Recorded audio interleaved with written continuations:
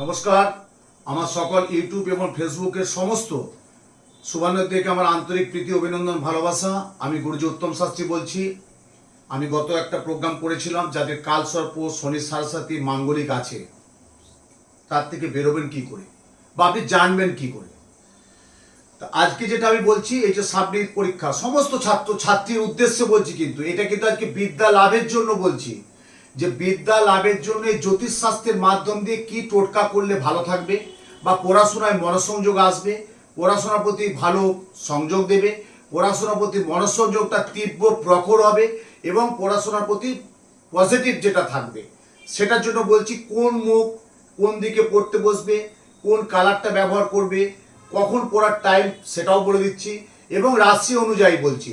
এবারে দর্শক বন্ধু, আপনারা হয়তো জানবেন যে গুরুজি আমার ছেলে মেয়ে তো রাশি লগ্নটা জানা নেই, তখন কিন্তু আপনাকে একজন অভিজ্ঞ জ্যোতিষীর পরামর্শ নিতে হবে যে আমার ছেলের রাশি এই লগ্ন, আমার মেয়ের এই রাশি এই লগ্ন, তাহলে আমার ছেলে মেয়ে সাবজেক্ট ক্লাস 1 থেকে আপ টু মাধ্যমিক উচ্চ মাধ্যমিক যাই হোক, যে এই পরীক্ষা দিতে যাচ্ছে কোন মুখ করে পড়তে বসবে, তার জন্য একজন অভিজ্ঞ জ্যোতিষীর পরামর্শ, সুপরামর্শ দরকার আছে। জ্যোতিষশাস্ত্রে আমরা কি বলে থাকি যে বিদ্যা, দেখুন আমাদের জীবনে তিনটে কিন্তু অবশ্যই দরকার: শিক্ষা, স্বাস্থ্য, সম্মান, শারীরিক, এটা তো অবশ্যই। বিদ্যা, এই যে বিদ্যা ক্ষেত্রে আজকে প্রচন্ড জাতক জাতিকা দেখছি আপনারা কষ্ট করে অনেক ভালো স্কুল, ভালো মাস্টার মশাই দিয়েছেন, কিন্তু আপনার ছেলে মেয়ে সেভাবে পড়াশোনায় ফোকাসটা দিতে পারছে না। পড়তে পড়তে একটা অমনোযোগ হয়ে যাচ্ছে, জানা জিনিসটা ভুল করছে, পড়াশোনার যে একটা যে ধৈর্য, সেই ধৈর্য অবকাশ দিতে পারছে না, কতক্ষণে উঠতে পারে। এবং আপনারা বাড়িতে কোনো একটা বাড়িতে অনুষ্ঠান হচ্ছে বা কেউ যে বাড়িতে গেস্ট এলো, সেই দিকে মনটা চলে যাচ্ছে যে তার যে কাল বাদ পরশু পরীক্ষা আছে, বা 2 দিন পর পরীক্ষা, বা 20 দিন পর পরীক্ষা, বা 1 মাস পর পরীক্ষা, যে আমাকে পড়াশোনার প্রতি ফোকাস দিতে হবে, সেটা কিন্তু দিচ্ছে না। তা আজকে আমি রাশি লগ্ন অনুযায়ী বলবো, যে রাশি লগ্ন অনুযায়ী বলছি আপনারা একটু ভালো করে লিখে নিন। আর যদি না বুঝতে পারে তাহলে নিচে ফোন নাম্বার যাচ্ছে, একটা বুকিং করে সরাসরি চেম্বারে যোগাযোগ করে নেবেন। যাদের মেষ রাশি, যাদের বৃষ রাশি, যাদের মিথুন রাশি, যাদের কর্কট রাশি, কি বললাম, যাদের মেষ রাশি, বৃষ রাশি, মিথুন রাশি, কর্কট রাশি, সকল ছাত্র ছাত্রীর জন্য বলছি, তারা কিন্তু দক্ষিণ এবং পূর্ব মুখ করে পড়তে বসবে। বাড়িতে কি মুখ করে? দক্ষিণ এবং পূর্ব মুখ করে পড়াশোনা করবে।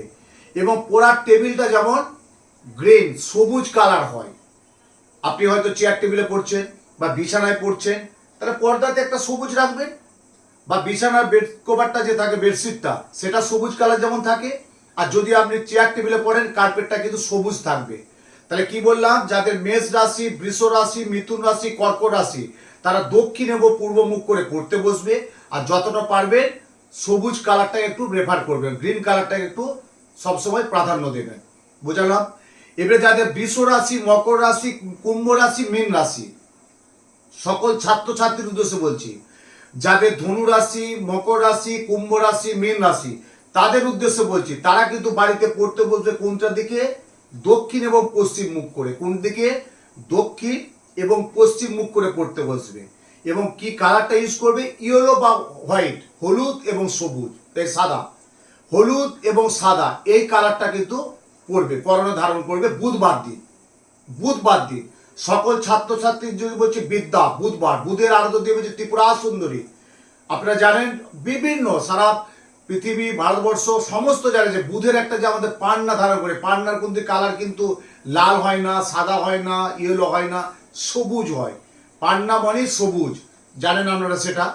তা এই বুধের জন্য কি বলছে? সবুজ পোশাকটা পরবে, সবুজ।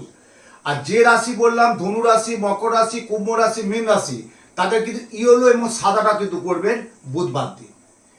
আসি যাদের সিংহ রাশি, কন্যা রাশি, তুলা রাশি, বৃশ্চিক রাশি, যাদের সকল ছাত্রছাত্রীর জন্য বলছি, যাদের সিংহ রাশি, কন্যা রাশি, তুলা রাশি, বৃশ্চিক রাশি, তারা কিন্তু উত্তর এবং পূর্ব মুখ করে পড়তে বসবে।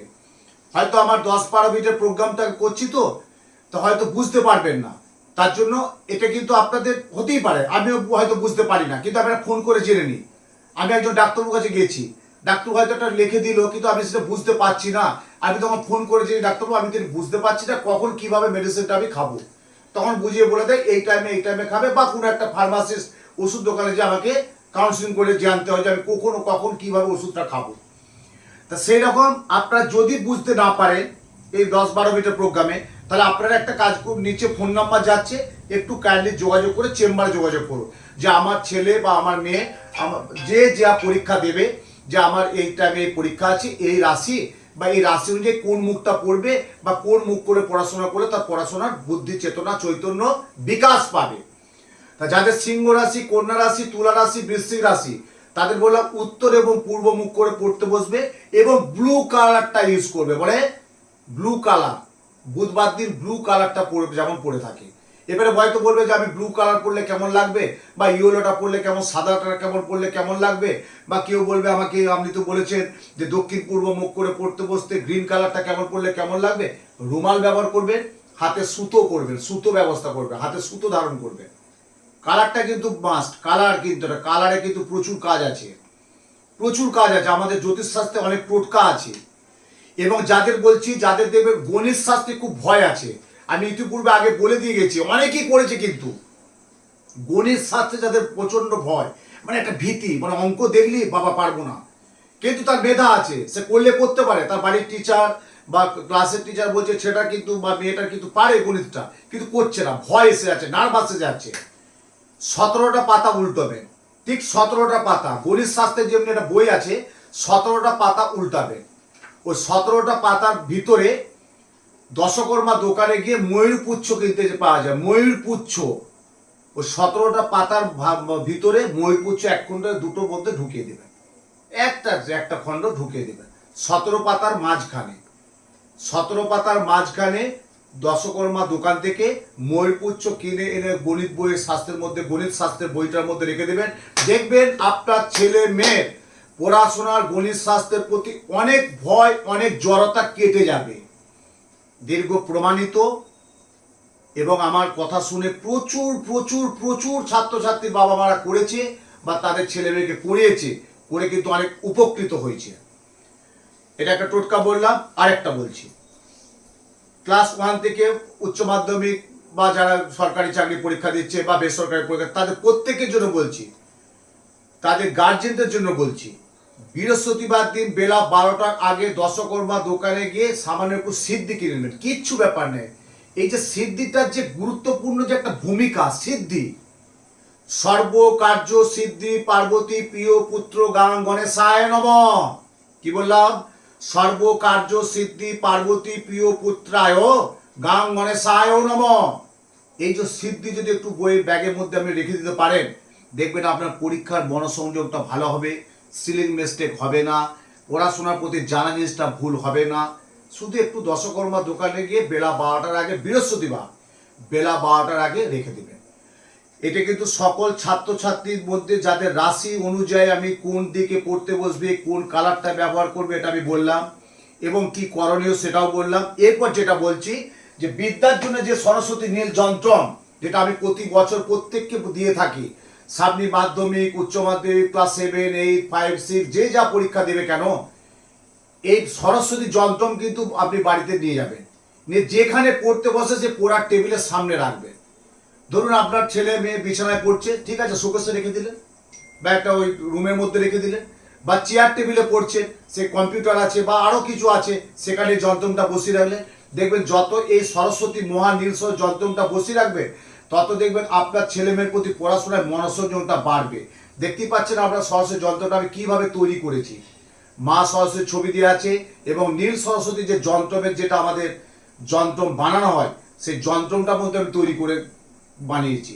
এটা প্রত্যেককে নাম গোত্র দিয়ে প্রত্যেকে কিন্তু আমি হাতে তুলে দিই এবং পড়ার টেবিলে রাখবেন। দেখবেন আপনার ছেলে মেয়ের পড়াশোনার প্রতি অনেক মনোসংযোগ বাড়বে। এবং আজকে যারা আসছে অনেক দূর দূরান্ত থেকে, প্রচুর চেম্বারে আমার মানুষ আসছে ঢল, হ্যাঁ, যে গুরুজি আমার ছেলে পরীক্ষা দেবে বা বাবা আমার ছেলে মেয়ে পরীক্ষা দেবে, কিভাবে কি করতে হবে, কিভাবে কি করা যায়। এবং আমি তো পেন প্রত্যেককে আমি নাম গোত্র দিয়ে পেন শোধন করে দিই, এবং যেভাবে পেনটা আমি শোধন করি, সেই পেনটা আমি তাদের হাতে আমি শোধন করে তুলে দিই, এবং আমিও কিছু পেন শোধন করে রেখে দিই তাদেরকে দেওয়ার জন্য। আপনারা এই নিয়মটা মানতে থাকুন, দেখুন আপনার ছেলে মেয়ে পড়াশোনা, বিদ্যা বুদ্ধি, শরীর স্বাস্থ্য সর্বদিকে ভালো থাকবে। আরও বিভিন্ন বিষয় আমি আরও কিছু টোটকা দিয়ে থাকবো। আজকে যেটা আমি করলাম স্পেশাল সকল ছাত্রছাত্রী বিদ্যা লাভের জন্য করলাম। আপনারা এটা করে থাকুন, করে কেমন হচ্ছে আমাকে কমেন্ট করে জানাবেন, লাইক করবেন। ভালো থাকুন। আর যদি বুঝতে অসুবিধা হয় আপনারা সরাসরি একটু চেম্বারে যোগাযোগ করে, বুকিং নাম্বারে যাচ্ছে, একটা ফোন করে আপনার নিকটবর্তী যে চেম্বারটা সুবিধা হবে যোগাযোগ করুন। জয় মা সরস্বতী।